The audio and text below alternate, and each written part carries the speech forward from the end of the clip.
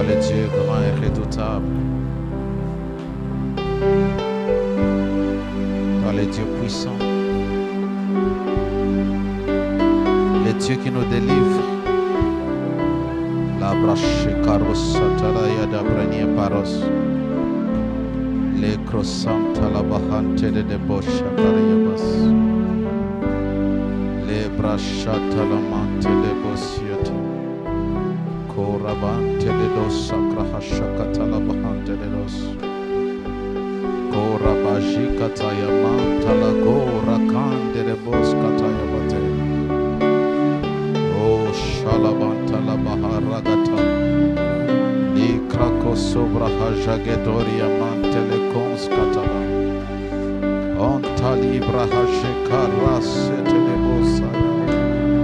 Korabaya bashike telebosata. La ramante le konzagatele ya pades.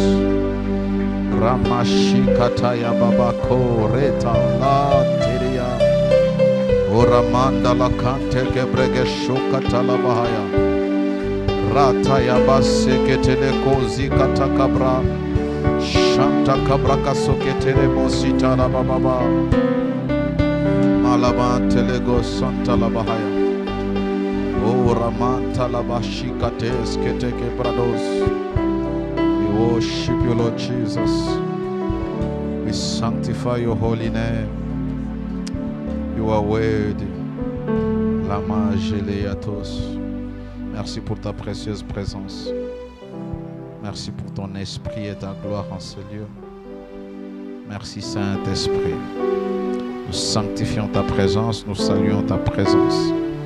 Merci pour ton ministère et ton action dans nos vies, afin de nous libérer au nom de Jésus. Alléluia. Alléluia. Que le Seigneur nous bénisse. Je vous salue au nom de Jésus.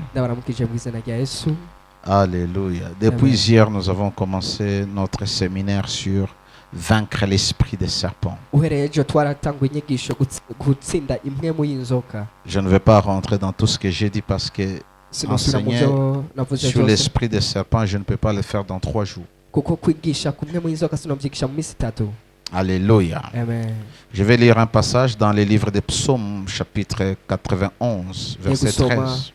91, 13. Et puis Luc 10, 19.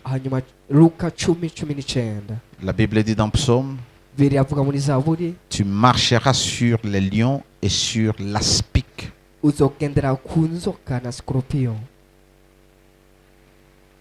Tu fouleras les lionceaux et le dragon.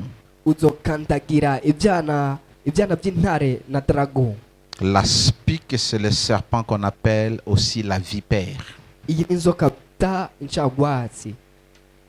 Par ce passage, Dieu nous donne la promesse que nous allons marcher, nous allons vaincre, terrasser les serpents.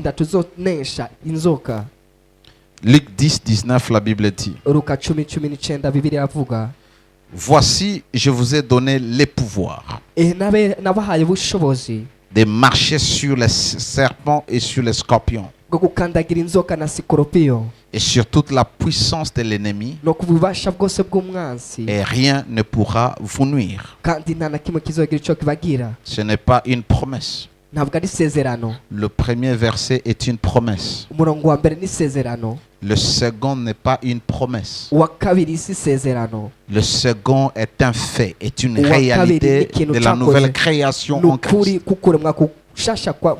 Lorsque Christ est mort à la croix, il nous a donné le pouvoir. Et le pouvoir de marcher, de dominer sur les serpents, sur les scorpions. Hier, je vous ai dit que le serpent était l'animal que Satan a choisi afin de s'incarner. Et on l'appelle le serpent ancien.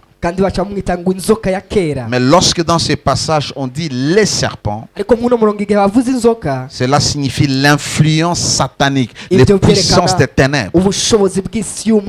Et nous avons ce pouvoir kandi natwe turafise ubwo Jésus n'a bushobozi pas donné ce pouvoir aux pasteurs ubwo bushobozi ntibwahawe abungere uniquement, ni aux apôtres, ni aux prophètes. cyangwa abavugabutumwa cyangwa abavugishwa. Ce pouvoir est la bénédiction de Dieu pour chacun de ses enfants. ubwo bushobozi n'umugisha w'Imana yaha abana banyu bose. Et en tant que nouvelle créature en Jésus, kandi nk'icyaremwe gishasha muri Kristo tu Yesu dois connaître ton identité. ukwiye kumenya akarangamuntu kawe Qui tu es devenu parce que tu as reçu Jésus. uwo wacitse kubera wakiriye Yesu Kristo. Tu dois connaître ton héritage. ukwiye kumenya ibyiragi byawe. Quelles sont les choses que Dieu a mises à ta disposition lorsque tu as cru au mbega Seigneur? n'ibihe Imana yaguteguriye igihe wamara kwakira Enfin, umwana. tu dois connaître ta position en Christ. aho ukwiye kumenya n'ikibanza uhagazemo muri Kristo. Quel pouvoir, quelle autorité, où est-ce que tu n'ubuhe es bubasha assis n'ubuhe avec Christ? bushobozi aho uri hamwe na C'est Kristo. la connaissance de ces trois vérités ni ukumenya uko kuri gutatu qui te permettra de commencer à mener une vie victorieuse, kugufasha kubaho ubuzima bw'intsinzi, qui te permettra à marcher dans la victoire. kugufasha kugendera mu ntsinzi. Non seulement tu connais, tu dois appliquer cela. atari ukubizi gusa ariko ukwiye Et kubikoresha tu l'appliques par la foi et par l'autorité qui sort de ta bouche. kandi ukabikoresha mu kwizera hamwe n'ubushobozi buva mu kanwa kawe. Alléluia. Amen. L'autorité du croyant est mise en œuvre, mise en application par la parole déclarée, par son autorité qu'il confesse. ububasha bw'uwizera buja ahagaragara biciye mu byo yavuze mu Alors kwatura chacun kwiwe. de nous a le pouvoir de terrasser les œuvres des ténèbres. rero umuntu wese muri twebwe arafise ubushobozi bwo Que gusambura ce soit la sorcellerie, que ce soit les attaques venant de ces jours de mort, bwaba uburozi buvuye ikuzimu, tu as l'autorité. urafise ububasha. Comme nous sommes en train de parler du serpent, nkuko turiko turavuga ku nzoka, rapidement je vais continuer les caractéristiques des choses qui se manifestent par le serpent. nihuza ndaza kwerekana ibigaragaza Lorsque inzoka. vous êtes attaqué par le serpent igihe mwatewe n'inzoka ou lorsque le serpent vous contrôle. cyane igihe inzoka ibaganje. Le serpent est caractérisé par la ruse. inzoka irangwa n'amayeri. Hier nous avions vu ejo twarabonye que le serpent était le plus rusé d'entre tous les animaux. ko inzoka ariyo yari umunyamayeri mu bindi Et bikoko parce byose. que cet animal était rusé, Satan a décidé kandi kubera d'entrer dans le serpent ico gikoko cyari kinyamayeri, Satani nagihitamo kugira ngo afin agiceko, de pousser Ève à désobéir à l'ordre de Dieu. kugira ngo asunikire Eva kudashigikira cyangwa kudakurikiza igikorwa Le cy'Imana. serpent est caractérisé par le mensonge. inzoka igaragazwa no Nous kubesha. connaissons comment est-ce qu'il a menti à Ève. turazi ingene twese yahenze Il dit, Eva. si vous mangez, iravuga ngo nimujya vous serez comme Dieu. muraza kuba nk'Imana. Il utilise la parole akoresheje ijambo pour séduire. kugira ngo ashuke. Alléluia. Le serpent peut contrôler même un serviteur de Dieu. iyo mwe mu y'inzoka ashobora no kuganza umukozi Qui peut w'Imana. utiliser la parole ashobora gukoresha ijambo pour séduire, kugira ngo abeshe, pour ashuke, manipuler. kugira ngo akoreshe. Alléluia. Le serpent a la séduction. iyo mwe mu y'inzoka iba afise ugushuka. Et si la séduction peut être par la parole kandi uko gushuka kurashobora kuza ou bice mu par ijambo l'apparence. cyangwa ukugaragara. Quelqu'un qui est contrôlé par l'esprit des serpents, umuntu aganje ni mwe mu y'inzoka il a ce qu'on appelle le langage facile. aba afise ukuvuga Il koroshe. peut venir, il te dit des choses, il te manipule, il te trompe et tu crois que c'est la vérité. arashobora kuza akakubwira ibintu akakubesha nawe ukizera ko ari ukuri. Alléluia. Amen. Il y a des gens comme ça, lorsqu'il vient dans votre vie, quand il commence à vous parler, hari abantu bameze uko iyo baje mu buzima bwawe batangiye kubavugisha gusa vous êtes parti, muca mutakara, vous êtes séduit muca muhendwa parce qu'il porte le serpent. kuko bambaye inzoka, Parce que le serpent travaille en eux. kuko inzoka ikorera muri bo. Le serpent peut séduire par l'apparence, iyo mwe mu y'inzoka ishobora kubesha biciye par mu la kubonekana, beauté.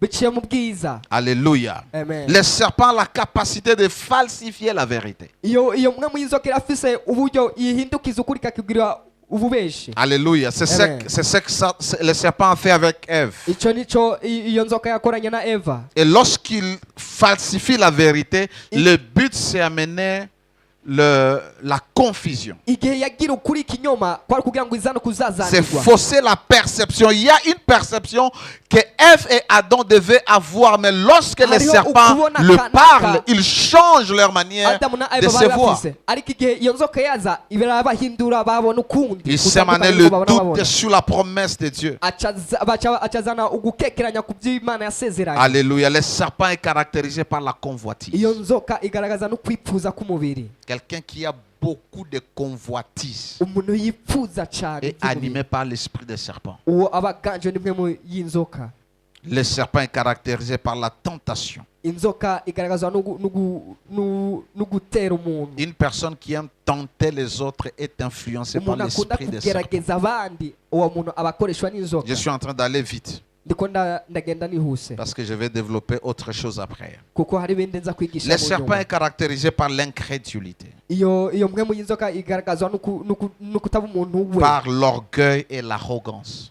no kwibona n'ubwishime Rappelez-vous que Satan au ciel, mwibuke ko satani mu ijuru il ne s'appelait pas Satan, ntiyitwa satani il s'appelait Lucifer. yitwa Lucifer Lucifer veut dire un ange porteur de lumière.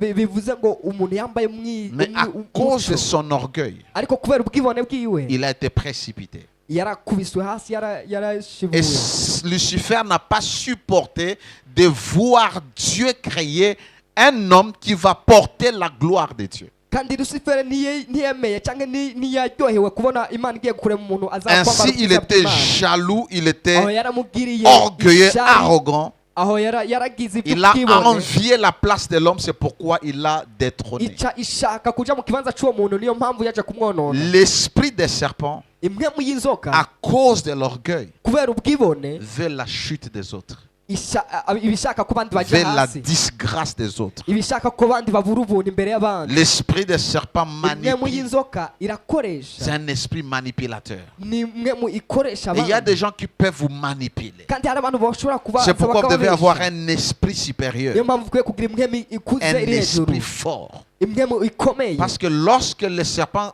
commence l'entretien ou la conversation avec Ève, c'est dans le but de la manipuler. kuko igihe iyo nzoka yatangira ikiganiro na eva kwari kugira ngo imubeshe Alléluia. amen L'esprit des serpents imwe mu y'inzoka est un esprit de rébellion. ni imwe mu yo kwigumura yo kugumuka Lorsque quelqu'un est possédé par cet esprit, igihe uwo muntu aganjwe n'iyo nzoka il manifeste la rébellion. yamagaragaza C'est une kwigumura personne qui n'est pas prête à recevoir les instructions. ni umuntu adashaka kwakira C'est une amabwiriza personne qui n'est pas prête à être commandée. ni umuntu adategekwa Écoute, dans la vie, nimwumvirize mu buzima chacun aura à recevoir des instructions. umuntu wese azotegereza kugira amategeko kanaka Alléluia. amen Je reçois les instructions de 3 personnes. nakira amategeko y'abantu benshi La première, umuntu wa mbere c'est Dieu. ni imana Alléluia. amen Et dès le début, kandi kuva ku ntango Dieu m'a donné des instructions. imana agimpa ibintu ngenderako Comment je dois marcher, ingene nkuriye kugenda comment je dois me comporter, ingene nkuriye comment kwitwara je dois conduire son œuvre, ingene nkuriye kurongora quelles igikorwa sont les ciwe limites, ibyo parce que je ntagerako reçois des ordres. kuko nakira ku bandi Une personne qui peut me donner des ordres, umuntu ampa amategeko c'est mon propre père biologique. ni data w'umubiri ambyara Il peut me commander. arashobora kuntegeka Si c'est dans la volonté de Dieu, je vais obtempérer, je vais accepter. kandi nimba mbiri mu bugombe bw'imana ndemera Une autre personne qui me donne les ordres, uwundi muntu ampa amategeko c'est mon père spirituel. ni umubyeyi wanje w'umwemu Alléluia. amen Chacun de nous, umuntu wese à muri twebwe quelque part, arafise il ahantu doit kanaka recevoir des ordres. akwiye kwakira amategeko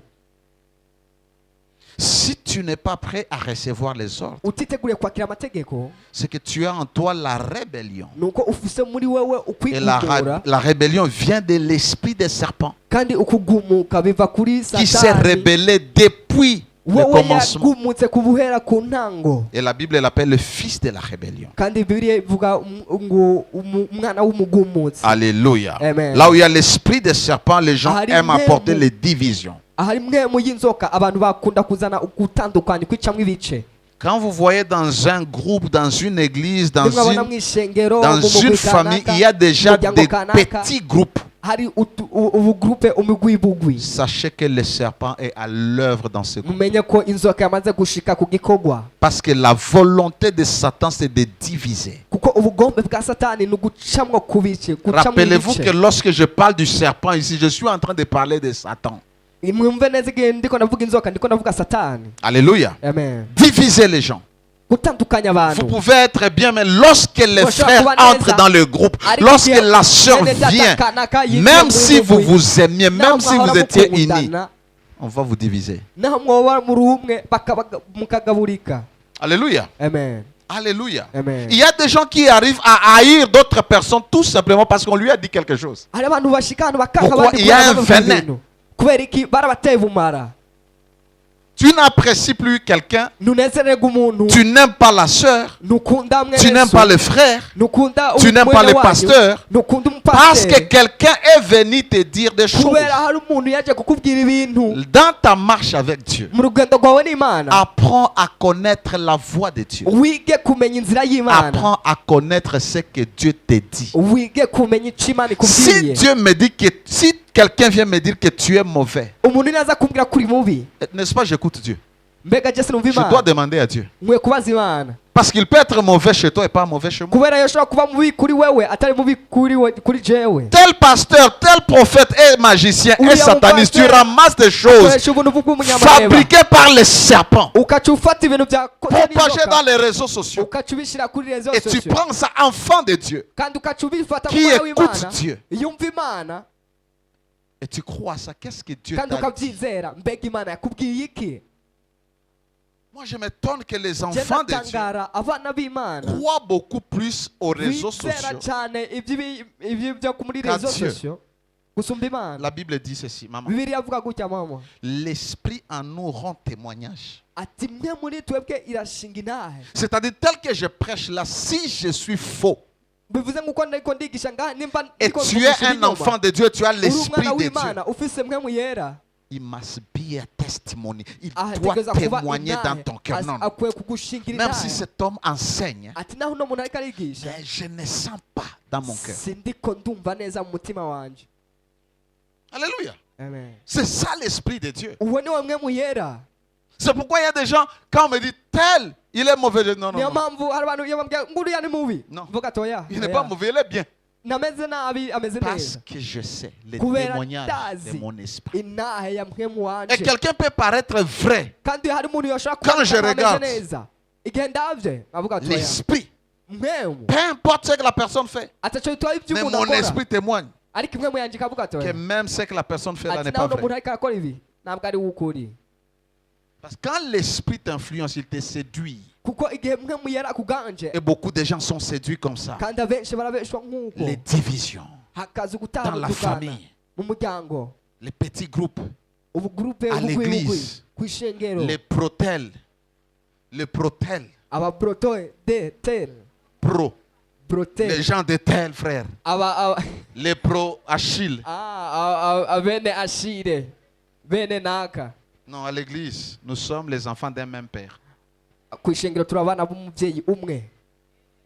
À l'église, il n'y a pas celui de l'Est, de l'Ouest, du Kushengero Nord, nabo, du Sud, nabo les buraruko, Burundais, les mu- Congolais. Dans les corps abarundi d'église, abakongomani tous nous avons été twese lavés par le sang. Quand twarogejwe Dieu nous regarde, n'amaraso. il ne Igihe voit Imana pas ituravye, les itubona nations, il ne nka- voit pas les nk'ihanga. tribus, il voit sa Ituraba- famille, un ituraba peuple nk'umuryango. acquis par le sang de l'agneau. ihanga ryashyize ku ruhande biciye mu maraso yiwe. Lorsque vous voyez la division, sachez que le serpent est entré mubonye ugutandukana mumenye ko imwe y'inzoka yinjiye et divise par le venin. kandi itandukanya Il biciye mu bumara. empoisonne celui-ci, il empoisonne l'autre, il Ici, empoisonne iratanga l'autre. ubumara kuri umwe ku wundi. Alléluia. Amen. Alléluia. Il peut amener la division dans les relations, dans une famille, dans une église. mu muryango mu ishengero mu buhuza Provoquer les conflits et les séparations inutiles. igatangira ikazana Il y a des gens gushwana. qui se sont séparés et ne connaissent même pas la raison. hariho n'abantu batandukanye batazi n'impamvu batandukanye. Pourquoi nous sommes séparés avec tel frère, kubera telle iki sœur? twatandukanye n'ujya mushiki wacu On n'ujya était mwene bien. data. tuba tumeze Mais neza quelqu'un est venu te dire. ariko hari umuntu yaje kukubwira. Les vrais amis, lorsqu'on te dit quelque chose, appelez-vous, vous trois, la personne qui t'a apporté la nouvelle, la Abagenzi personne beza. qui est concernée. parlez de ces choses et finissez. abagenzi beza mubahamagara igihe muba hari icyo mudahurirako muvugana ibyo bintu Ça va te mubirangize permettre de ne pas vivre dans le soupçon. bizogufasha kutabaho mu bintu byo Ça demande du kwiteka. courage et ça demande un esprit fort. bisaba Affronter les imwe gens. iri hejuru kujya hagati Mais y'abantu plusieurs personnes, quand les serpents les ont mordus, ariko abenshi igihe iyo ils restent mwemu avec leur venin. iyo mwemu Ils restent avec leurs blessures. bwabo bakagumana ibikomere byabo Les serpents amènent la destruction. iyo mwemu y'inzoka izana Je vous ai dit, ugusambuka la première mission ati igikorwa cya de mbere l'esprit des serpents, cy'imwemu y'inzoka c'est détruire la destinée. ni ukonona kazoza C'est k'abantu dévier les gens du plan de Dieu. ni ukushisha ku ruhande Dieu a créé Adam Avant. et Ève avec un projet. imana yaremye adamu na eve bafite Mais umugambi lorsque le serpent est venu, ariko igihe uwo mugwanizi yaje il les a complètement déviés. yarabahindukije Et il arabazimiza a fallu des années, plus kandi de byasabye 6000 ans, imyaka irenga ibihumbi bitandatu 4 à 6000 ans, ibihumbi bitandatu pour que Dieu envoie Jésus pour kugira ngo imana résoudre irungike yesu l'équation. aze gukosora ibyari byananiranye Quand Jésus est mort, il a résolu l'équation. igihe yesu C'est-à-dire, yapfa yaratoye quand tu inyishu reçois Jésus, bivuze ngo ngo wakiriye yesu Dieu te recrée.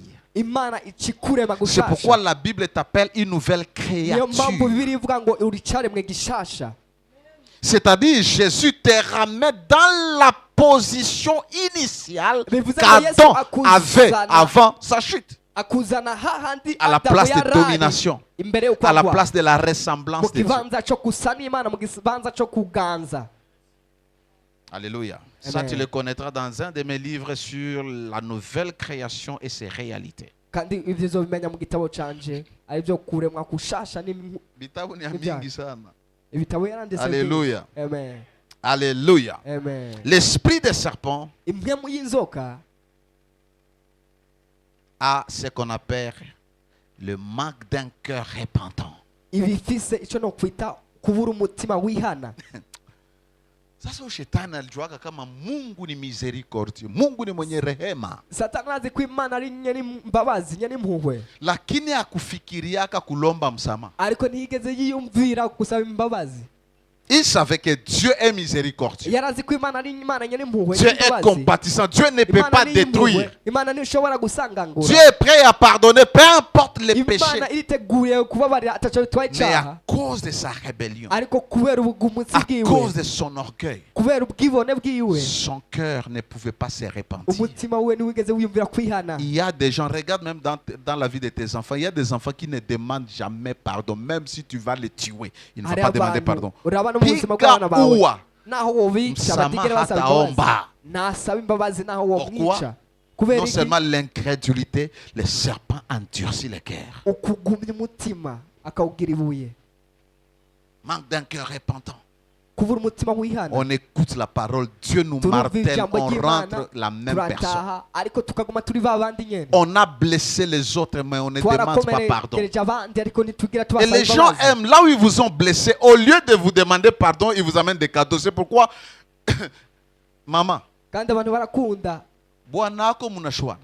umugabo wa mwashwanye Kukubembeleza na kia na cadeau, c'est un hypocrite. kugira ngo C'est un malhonnête. kugira ngo aze C'est un kukubembeleze, manipulateur, il te akata- manipule, il veut akata acheter ton pardon. Non. Bivuze, Tuikale tuongeye ulifanya kosa, omba oya msama, turicara tusameane. tukavugana hanyuma tugasabana imbabazi Alléluia. Quand le serpent est là, les gens iyo ne mwe se muyinzoka iri repentent ngaho, pas. Ils abantu préfèrent b'ibihana donner des présents. baba batanga utuganuke gusa Répare la blessure. ariko hari ibikomere Répare la blessure. reka ibikomere mu bivure Le serpent iyo ne peut pas mwemo demander pardon. ntishobora gusaba imbabazi Siku shetani tu sijue kama anaendelea kuwa na ile roho juu porque alombe msamaha lazima Roho Mtakatifu amwingie. Sasa haitaingia kama yeye.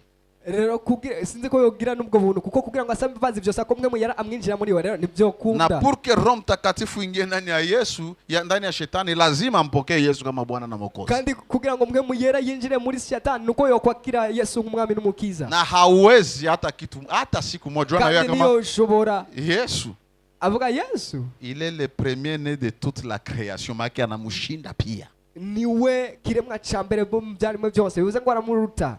Le serpent amène la mort. Uyo mwemu irazana urupfu. Jana nibambia kisi batu bamwa banakwaka Ejo nababwiye ingene hari abantu baba banasikia kama batakukuko mutu sinye kama serpent na kuatake unaenda lala alafu unawaza kama utakufa. Il y a des gens comme ça, c'est-à-dire il va au lit mais iko sasa sitalamuka. Njoo watu wanapiga maveye bengine abalala kijua ni kuogopa wana kifo kinaweza kukamata hata uko mzima hivi nasikia tu papa biri buce napfuye. Sio mpaka ulale. Suku nturara. Unaenda kwa kiti na unaenda. Wowe uri ku ntebe ukagenda. Mais le serpent amène la mort. Ariko iyo mwe mu y'inzoka Parce kuba que yazanye urupfu. le but du venin, Kuko intumbero y'ubumara c'est de tuer. nukwica. Je vais parler rapidement de ce que je dois parler aujourd'hui. Reka mvuge nihuse ibyo nari nguye kuvuga Mais uno si tu as munsi. Imalise, Ariko sindi bubimare. alléluia. Amen. Type de serpent, Ubwoko bw'inzoka caractéristique ibi biranga et mode opératoire. n'uburyo zikora. Les types de serpents, Ubwoko bw'inzoka caractéristiques ibiranga izo nzoka et le mode opératoire. n'uburyo zikoramwo. Je dois parler de 3 types de serpents. Ngiye kuvuga ubwoko butatu bw'inzoka. Mais aujourd'hui, je pense que je parle d'un type. Uno munsi ndi buvuge ubwoko bumwe gusa. Je vais parler 1 ou 2 si Dieu Ndaza le permet. kuvuga ubwoko bumwe cyangwa bubiri Imana Sasa nataka unipatie masikio, shaka rero mu matwi yawe masikio ya kiroho. amatwi y'imwemu Usikie venye unapasha sikia tu. wumve ibyo ukwiriye kumviza Sawa, gusa. Le premier type, c'est la vipère, Ubwoko bwa mbere ni incagwatsi. que la Bible appelle aussi l'aspic. Bibiliya yitwa incagwatsi kwa Dans nyene. Psaume, nous avons lu que nous allons fouler l'aspic. Handitse ngo tuzohonyora incagwatsi. Et dans Luc, on nous a dit que nous allons marcher sur Bibiliya le bavuze serpent. ngo tuzokandagira inzoka. Alors, la vipère est un serpent venimeux, très venimeux. Rero iyo nzoka ifise ubumara bwinshi.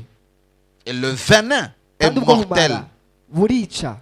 Alléluia. C'est-à-dire, Bivuze ngo c'est lui qui a l'esprit de la vipère, ufise imwemu y'imvuvyi a en lui l'esprit des morts. aba afise muri we imwemu y'urupfu. Ça peut le tuer comme il peut tuer. Yoshobora kwica nk'uko yakwica. Parce que la vipère tue. Kuko imvuvyi irica. Et on peut tuer des relations. Kandi irashobora kwica imigenderanire. On peut tuer des vies. Irashobora kwica ubuzima. On peut tuer les cœurs. Irashobora kwica imitima. L'amour dans les cœurs. Urukundo mu mitima. Écoute, Umva. quelques caractéristiques de l'esprit de vipère. Ibiranga rero iyo mwemu y'inzoka y'imvuvyi. Matthieu 12, Matayo 34. 12. Matthieu 12, 34. 12:34. La Bible dit, Bibiliya avuga race de vipères, ati mwa bwoko bw'inzoka mwe. comment pourriez-vous dire des bonnes choses, méchants comme vous l'êtes? Ni gute Car- muvuga ibintu byiza n'ingene muri babi. C'est de l'abondance du cœur que la bouche parle. Kuko ni mu kunengesera k'umutima akanwa kuguruka kakavuga. Le plus grand péché et poison de la vipère se trouve dans sa bouche. Akanwa cyangwa ubumara bw'iyo nzoka buri mu kanwa kayo. Jésus a une conversation avec les scribes et les pharisiens, les Yesu dirigeants yakavugana religieux. n'abo bigisha abafarisayo. Alléluia. Vous devez commencer au verset 31 et Murakwiye descendre. gutangira ku murongo wa 31 mu manuka. Et Jésus les appelle la race. Yesu des vipères. abise ubwoko bw'inzoka. Est-ce que c'était des serpents? Mbega zari inzoka zisanzwe. Jésus utilise le langage figuré Yesu ariko akoresha mu buryo pour bw'ubupfinyise expliquer les comportements de la vipère dans la vie de ces personnes. kugira ngo agaragaze ubuzima bw'inzoka mu buzima bw'aba bantu. Ils avaient la ruse. Bari bafise Parce que le amayeri. venin, c'est la ruse. Kuko ubumara n'amayeri. Ils avaient la tromperie ou le mensonge. Bari bafise ububeshi barabesha Quelqu'un cyane. qui est possédé par l'esprit des serpents, Umuntu agwanje n'umwe mu y'inzoka il ment arabesha contre sa volonté. atavyo ashaka. Il ne veut même pas mentir, mais il Ntashaka ment. kubesha ariko akabesha. Surtout quand mon pasteur njo batu banakuya Cyane cyane abapasiteri. kutanganya Abara baraza kukubesha balilota na bakulota. bakakubesha ko barose batigeze barota. Alléluia. Amen. Lorsque tu es un excellent menteur, igihe uri umuntu w'umubeshyi rero karuhariwe c'est que tu es influencé par l'esprit des serpents. nuko uganjwe n'impwemu y'inzoka. La vipère est caractérisée par les paroles blessantes. Iyo nzoka iganjwe venin. n'amajambo Il y a akomeretsa. des gens- bivuze ngo n'ubumara. Hariho Et il abantu se frappe même la poitrine. bakikubita no kugikiriza. C'est mieux que je te tape que je ne te parle. Ati ni byiza ko no gukubita kurusha uko no kuvugisha. Mimi naambia batu mbaya, Genda abwira abantu nabi. mimi nikikujibia, Genda kwishuye. tasikia tu kajitupe hata kubarabara gari kugonge. Wo kumva wo kwita no mwibarabara imodoka ikaguhitana. La personne se vante Uwo muntu akishimiriza Du kugenda venin. de la kugikiriza. méchanceté dans sa bouche. Kibi mu kanwa Quand il vous kiwe. parle, il vous blesse. Igihe muvuganye gusa Kiongea tu arabakomeretsa. kidogo lazima. C'est-à-dire, Akanya gato tena iko nasema kawaida alafu kandi avuga maneno yake ibisanzwe ni mishali. ariko amajambo yiwe ni Ça nk'imyambi. blesse. Ça fait Birakomeretsa, mal. birababaza. Mbona unanijibia vya Kubera ko mbona mimi nishuye sikusema uko. mbaya? La Jacob personne ne Barabara sait sinavuze même pas nabi. qu'elle est possédée. Uwo muntu akakuvugisha ngo kumenga araho nyene uko nyene. La médisance, Ukuvuga n'ababandi. les critiques, Ukuvuga n'ababandi. le venin. Akaba ariko arakwiragiza ubumara. Sa langue est là, fourchie. Rujya rurimi ruguma rw'iruko. La calomnie. Ukuvuga n'ababandi Et il urusaku. calomnie souvent de manière religieuse. Urusaku kudakuza mu Sona- buryo bw'ubu. Batu wanapenda kukalomnie Abantu kimungu barashaka kugira ibintu by'urusaku mu by'Imana. na maandiko yulu. Bakaca bashiramwo n'ibyanditswe rero hejuru. On calomnie selon la parole. Bakaza bakavuga urusaku biciye mu ijambo. La calomnie, c'est la calomnie. Urusaku n'urusaku. Jésus parlait avec les dirigeants des religions. Yesu yariko aravugana n'abantu barongoye amadini. Il dit, vous, ce que vous faites, vous dites, ce n'est pas ce que vous faites. Yaravuze ngo ibyo muvuga mwebwe si byo mukora. Vous condamnez les autres, mais vous-même, vous faites les Muraza mêmes choses. mugacira urubanza abandi ariko mwebwe namwe mubikora ibyo. Alléluia. C'est facile de condamner les gens, n'est-ce pas? Biroroshe gucira imanza abandi siko. Nami naambiaga watu. Nanje ndakunda Un jour, kubwira j'ai dit abantu. à quelqu'un, ouais, Umunsi umwe nabwiye abantu uti wewe nikikupatia tu ukwe pasteur ndaguhaye akajya ko kuba pasteur gusa. une semaine après, Indwi imwe nga utakimbia. wo kwiruka. Mais c'est facile Ariko biroroshe de me condamner. uje kuncira urubanza. Juu hauko mpo yangu. Kubera wewe nturi mu gishato canje. Alléluia. C'est facile que les enfants condamnent leurs parents parce qu'ils ne sont pas dans leur peau. Biroroshe ko abana bacira urubanza abavyeyi babo kuko ntibari mu ico kibanza abavyeyi barimwo. Alléluia. Amen. Alléluia. Amen. La calomnie.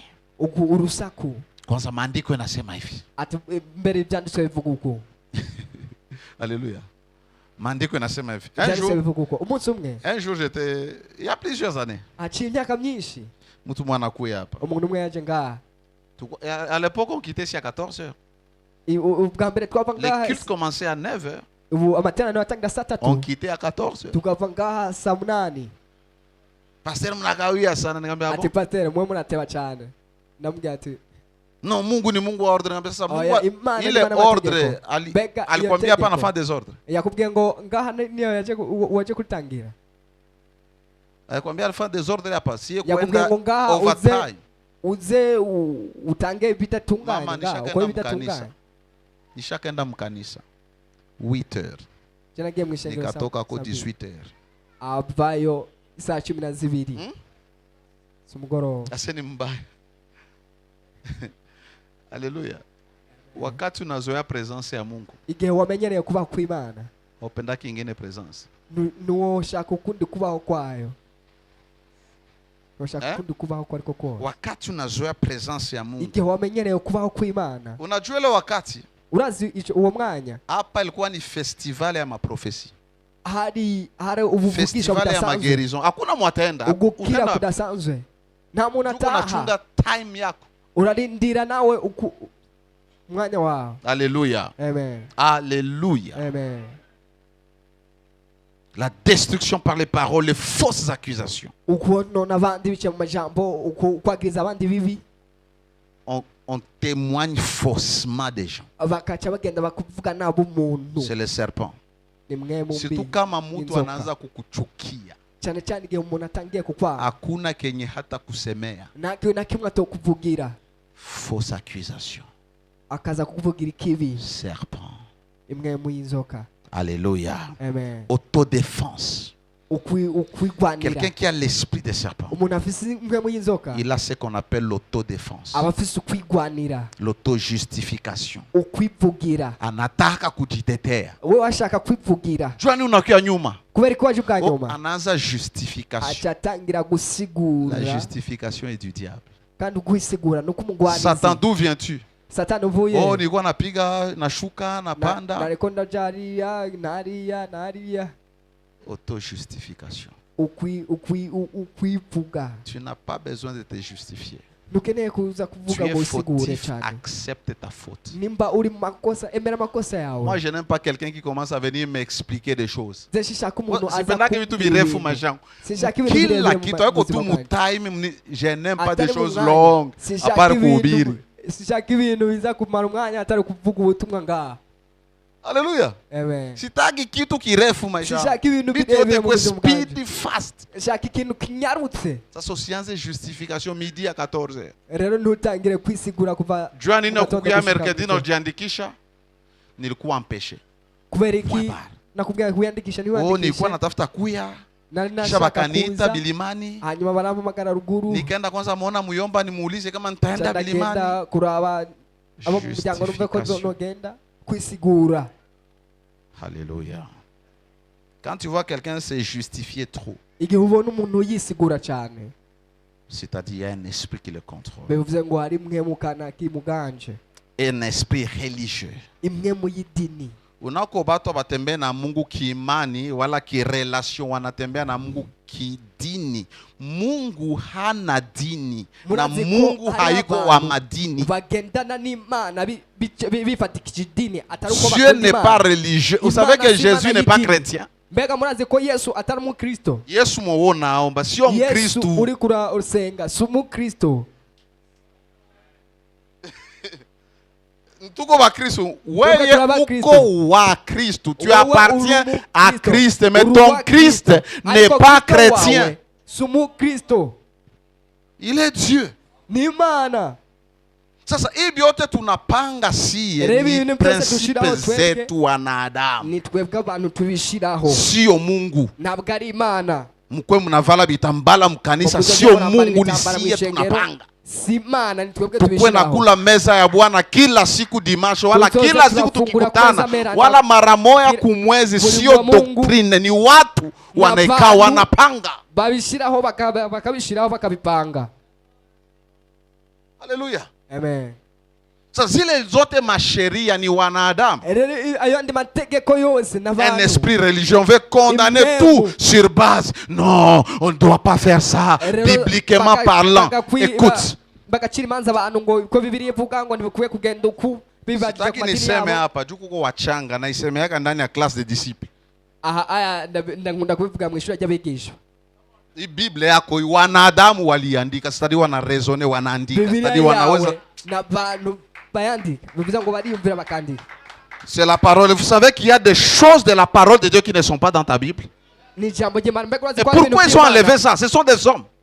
Mbega urazi ko hari ibintu by'Imana bitari muri Bibiliya n'abantu. Walikupatia kitu ya kukusaidia utembee. Rero ndiko ndagufasha kumenya Parole ya ibintu byo Mungu kugendana inakuya n'Imana. ndani mwako. Ijambo ry'Imana Na ribe kisha muri wewe. utatembea na Mungu inakuya ndani mwako. Ndio maana Mungu anaweza Kandi kupatia ingene instruction ukwiye yenye iko gutembera maandiko.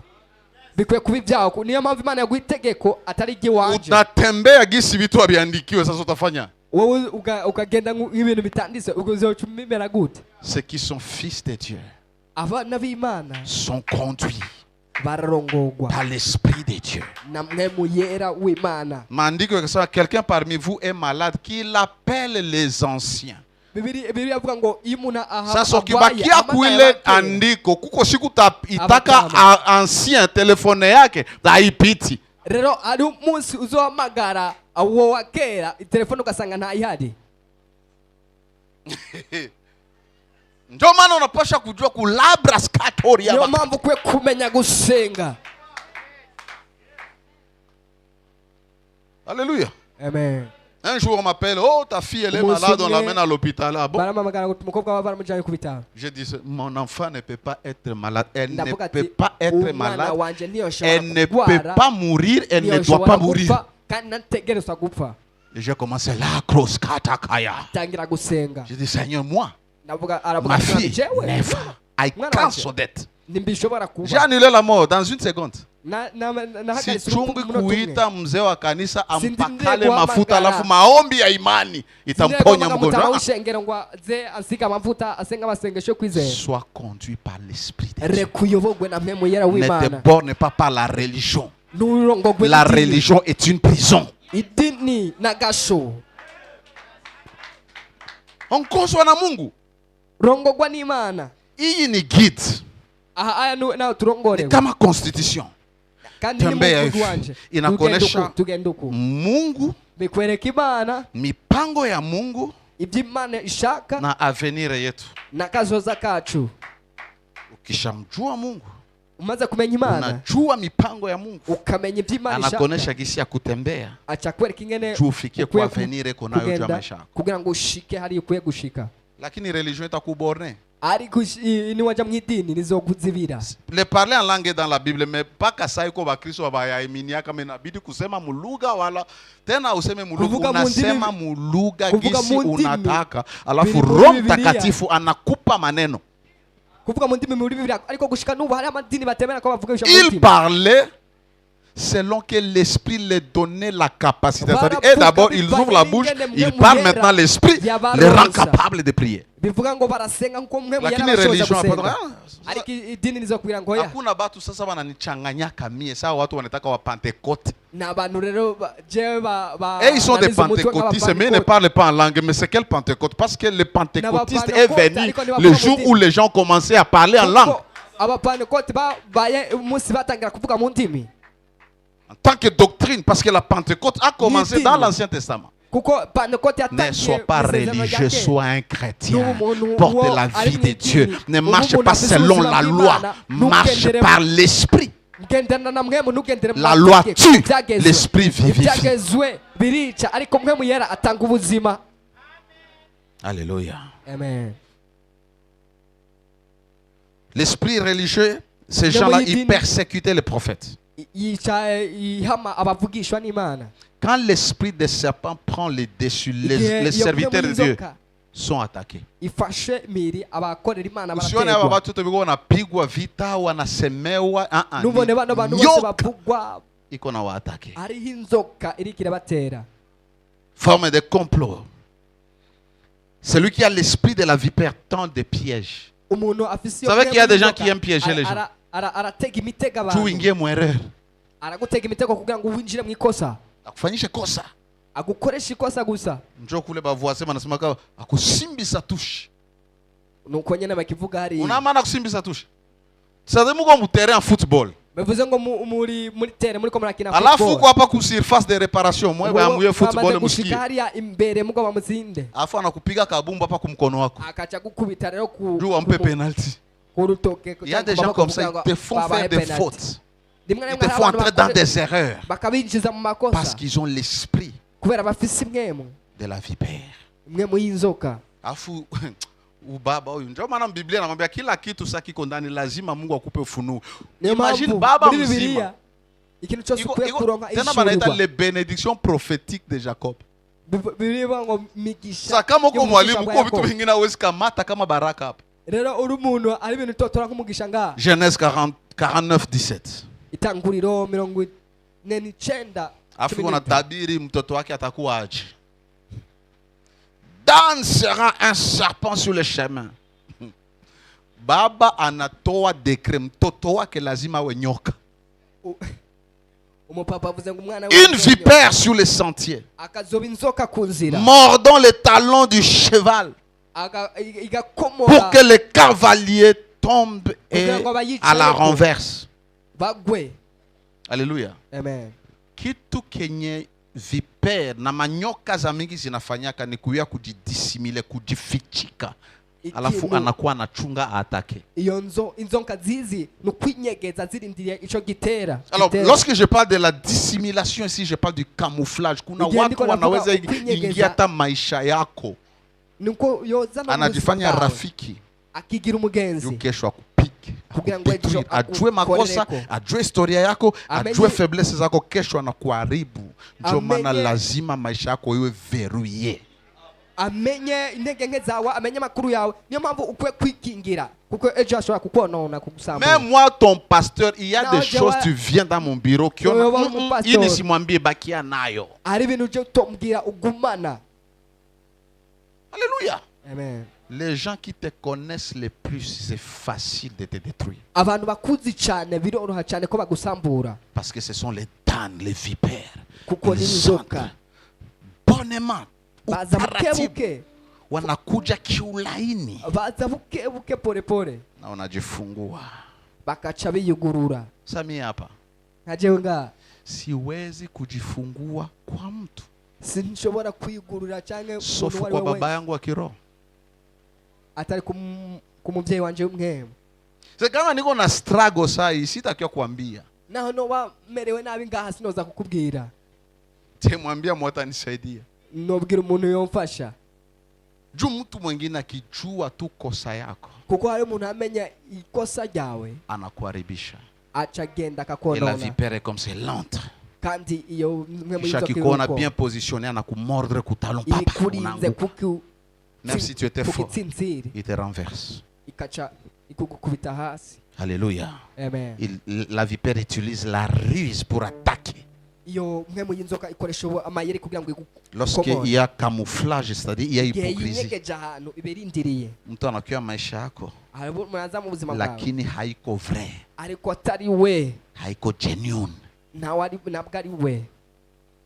Na mnaenda, unaona watu wanakuwa na Mukagenda. besti, wana besti wako. Niyo mpamvu abantu abagenzi Kitatoka mnaenda ku restaurant mnakula, Mukavanga, mkitanga mukagenda film ku mnaenda, restaurant, mkaenda mukagenda. plage beach mukagenda mnaenda. kuri beach ku musenge, We. mukagenda. Wewe Je te rappelle, ndakwibutse tes ennemis maintenant abansi bawe ufise ubu furent tes amis. bamye ari abagenzi bawe. Mtu wako Yeah. ambao ni adui kwako sai ama ni Umuntu- adversaire. Umuntu avanya umuntu Mtu wote mwenye wewe unajua kama sai kura haipiti we naye. umuntu wese uzi ati ubu kuranira kirarengana kati yawe Nakukumbusha nawe, tu alikuwa rafiki yako. ndakwibutse ko yari umugenzi wawe, Vrai ou faux?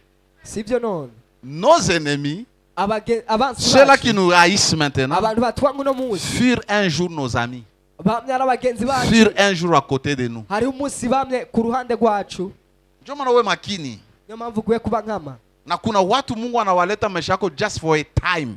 Hariho abantu Imana izana mu buzima mu mwanya Lazima kanaka. ukuwe na ile mkichwa wako. Bisaba ubwire mu Des fois tu mutwe. n'auras pas des amis éternels. Rimwe na rimwe ntizogira abagenzi bahoraho. Mimi najua kuko watu hata muikanisa banaweza kuwa just for a time. Genda ziko mu shengero hari abantu Mungu ari anawaleta. ku gihe kanaka, Imana ikabazana And ku gihe anytime kanaka. Mungu anaweza decide waende. Kandi mu wundi mwanya Imana ikavuga ati nibagende. Ndio. Yego. Unasema mimi nakuwa naishi. Niyo mpamvu Ndio maana kwa vitu vingine vinikwazaki sana juu tayari mind yangu iko Mbao, programme. uko. Anyone mambo can hata disappoint me. ata bintu ndeka ngo binkomeretse kuko ndabizi ko umuntu umwe kanaka Hata yashobora mama Abel. kunkomeretsa. Hata mama Abel. Na mama Abel. Ah. Wao kusikia watu fa 30 ans bali divorcer. We nurumva abantu 30 bagize ans. imyaka 30 De mariage. bagatandukana. Imagine 30 ans. Wiyumvira imyaka 30 Kisha mnakia divorcer hai tu. mukaca mugenda gutandukana gute? Ndio maana kila siku lazima tu build confiance. Niyo mpamvu buri munsi twama tunagura, To build confiance. twama tunagura. Alléluia. Amen. Alléluia. Amen. L'esprit de serpent amène des maladies. Imwe mu y'inzoka izana ingwara, Amène la douleur. ikazana ububabare. Kuko batu wanakuwa na madouleur mu mwili yabo. Hari Habajue abantu babana natoka ububabare mu mibiri yabo, serpent ishamuluma. imwe mu yamaze kumukomora. Kuko magonjwa mwa tangu ulianza kwenda kwa muganga haiponaki. Yaani Hariho haisikia kida. ubugwayi ufise kuva utangira kuja kwa muganga utarigera ukira. Des douleurs, pourquoi? Parce qu'il y a un venin. Tu es piqué. ububabare kubera iki? Hariho Comme je ubumara disais hier, bwarekuwe. il y a des gens qui rêvent même que le serpent les pique. Nkuko nabivuze, hari n'abantu Les barota morts. barota ko inzoka Et ils se yabakomora, réveillent, ils ont la douleur. Ils Baka- sentent la douleur. bakabyuka bagasanga hari Parce ububabare qu'il y a un mu- venin. kubera hari marakana kabwarungitswe Lorsque vous avez le venin dans votre corps, vous avez Igihe mufise des umara maladies mubiri qui wawe, amènent des brûlures dans votre corps. mumva muriko murasha mufise ubushuhe mu Les mubiri brûlures wanyu. dans l'estomac. Ugusha muri estoma Lorsque vous avez l'esprit des serpents, il y a des brûlures, il y a des gonflements dans les joints. ukumva Si ni mwazibye sumu, amaguru ikipiga sumu inavimbisha. Sasa kwa watu Inarekura ubwo ukiangalia bumara, mwili wao ukacha unavimba lakini hawana wagonjwa. rero uraba umubiri wawe urabyimba kandi atangwara ufise. Quand on a commencé le ministère, igihe twatangura ibango il y a un jeune homme. hariho umusore Nous étions à Best Hotel. bari bayikiri kuri best hotel Banamleta sio kama alijuaka pale yaye. baramuzanye sinzi ingene yahamenye Kijana mdogo sana. yarakiri muto cyane Ona tumbu. Mwili wote unamvimba. umubiri wose wabyimbye. Pourquoi? kubera iki? Le serpent a mis le venin. ari imwe mu y'inzoka yari yashyizeho ubumara. Kesho ntasema juu ya boa. ejo nzovuga ku nzoka Tunamaliza bita boa kesho. kuko tuzorangiza Tasema ejo. kidogo juu ya boa na ntasema juu ya piton. Na usikose. nzovuga kuri boa mvuga no ku Batu nzoka yitwa mingi piton. biko victime ya boa. abenshi ngaha Na muri piton. munsi ya boa muramenetse murajanjaguwe. Haleluya. Amen. Unajua habari za piton mu Biblia? murazi amakuru y'inzoka bita Les piton garçons muri avec Bibiliya. le gros ventre, je les regarde. Nikamwombea. nzomusengera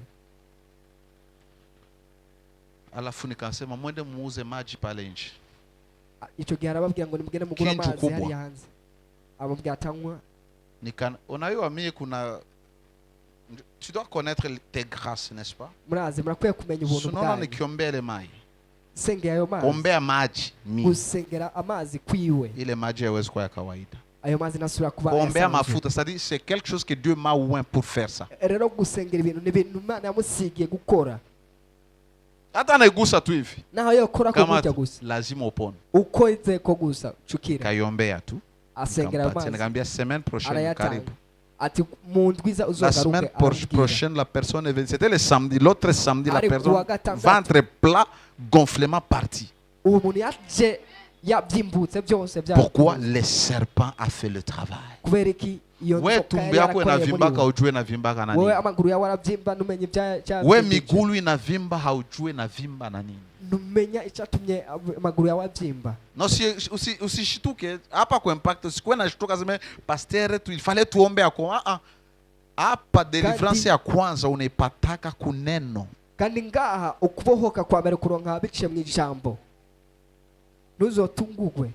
La dernière chose, ikintu cya nyuma l'objectif du venin, intumbero nyamukuru c'est y'ubumara amener la mort. ni ukuzana urupfu. Te piquer, biraza bikakudoma le poison circule ton corps, hanyuma ubwo bumara bukaja mu bloque mubiri ton wawe système circulaire, bukazibira ngena amaraso yawe agenda bloque les cœurs, bukazibira umutima tu t'évanouis, aho nyenuka tu meurs. kazimira. Kesho nitaongea ugapfa. ile hii vitu nasema hapa. Ibi bintu Kama navuze magonjwa yako ngaha, ya moyo, hariho uburwayi ufise bw'umutima ujue origine yayo. ntuzi iyo bwavuye. Je vous assure, Papa Célestin où? ndabemeza papa seta ari hehe? Papa Célestin est venu ici un hypertendu. Si ndio magonjwa ya moyo. papa Celestin yaje ngaha agwaye umutima Tena hapana ile ya mchezo. kandi ntibyari byoroshe kuri we. Hapana ya mchezo. ntibyari byoroshye. Oh, haiponaki. Ulikunywa dawa? nikira Hakukunywa dawa. na Aliombewa. Yarasengewe. Aliombewa. yarasengewe bigahera. Haleluya. Amen. Kuko magonjwa wengine uko nayo unajua kama ni magonjwa lakini ni ya mapepo. Ni shetani kupitia nyoka alileta ndani ya maisha yako. Sasa mwi programme ni juu ufunguliwe. Shimama pale kwenye huko. ubohogwa. Tiens-toi debout, nous allons prier. Nekuhaguruka uri. Demain je vais aller rapidement. Ejo nzogenda Na ni nihuse vya cyane. mingi sasa. Ni byinshi. Oh, semaine prochaine tuko na mu ndwiza turafise soirée du Saint-Esprit. mugoroba wa mwemu yera. Tutaomba kujazwa. Tuzosenga ngo twuzuzwe. Hapana kujazwa na puissance, kujazwa atari na kuzuzwa Mungu. n'ubushobozi